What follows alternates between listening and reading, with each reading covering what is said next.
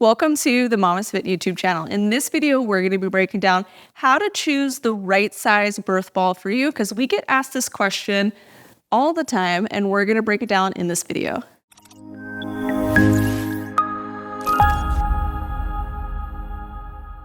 Hey, my name is Gina. I'm a perinatal fitness trainer and birth doula. And this is Roxanne, who is my pregnant sister and also a labor and delivery nurse, student midwife. And she will be my demo today so that you can see in real life how a birth ball looks for somebody who's pregnant. So with birth balls, there are a lot of different sizes. And the easiest way to tell what size you should have is going to be based on your height. And now there is some nuance to it. If you have a long torso or a short torso, depending on your height, that could also impact what size you get. But generally what we're looking for is a birth ball where your hips are just a little bit higher than your knees and your feet are planted firmly on the floor so you can move around with ease. This ball underneath my knee here is an extra large ball. So this is going to be 68 to 75 centimeters. So it's the biggest ball. You can deflate it to make it slightly smaller. You can inflate it more to make it slightly bigger. And this is going to be best for somebody who's at least 5'10" or taller. The ball in my arms here is our medium ball. This is the smallest one of the three. This is going to be 48 to 55 centimeters and best for somebody who's 5'3" and shorter. And the ball that Roxanne is sitting on is the large ball. This is going to be 58 to 65 centimeters and best for someone who's between 5'4" and 5'9". So an easy way to tell if a birth ball that you're using is maybe too big for you and we need to deflate it a little bit is to just sit down on it. If you sit on the birth ball, we want our hips to be a little bit higher than our knees. This is going to help you sit in a little bit more comfortable of a pelvic position and move around more easily. But we also want the feet to be firmly planted on the floor. So Roxanne's here on her tippy toes. I'm sure if I touched her a little bit, she'd feel like she'd fall over. I'm not going to push you.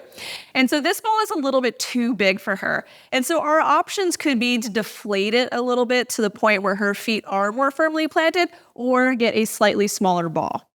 Now, if we have a ball that is too small, usually what we see is that either the hips are below the knees or they're directly aligned to the knees. So her feet are firmly planted, but she's in a little bit more hip flexion here and her belly kind of doesn't have anywhere to go. So it's kind of pressing into her thighs, potentially making it harder for her to sit.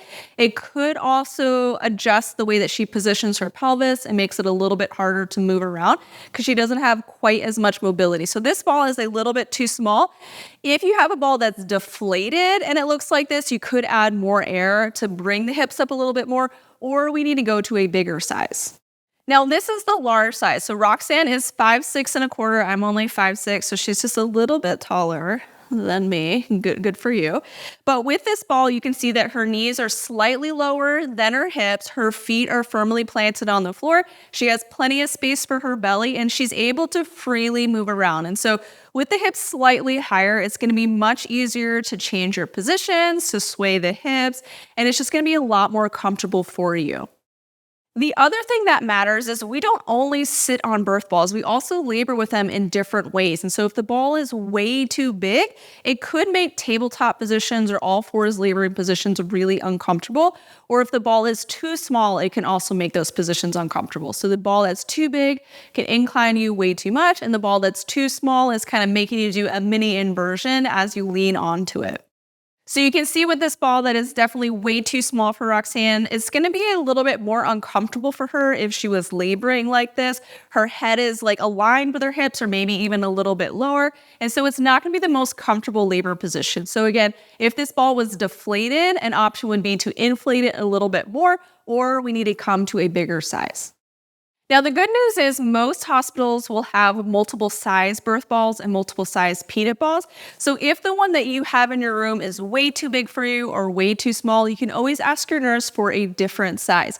However, I do recommend getting your own birth ball for your use during pregnancy and early labor if you're laboring at home. And then it's also helpful in the postpartum. So I would definitely invest in getting your own birth ball. They're typically inexpensive and affordable to grab. It's something that's super helpful for prenatal workouts, for labor positions, and then also for bouncing your baby after they come.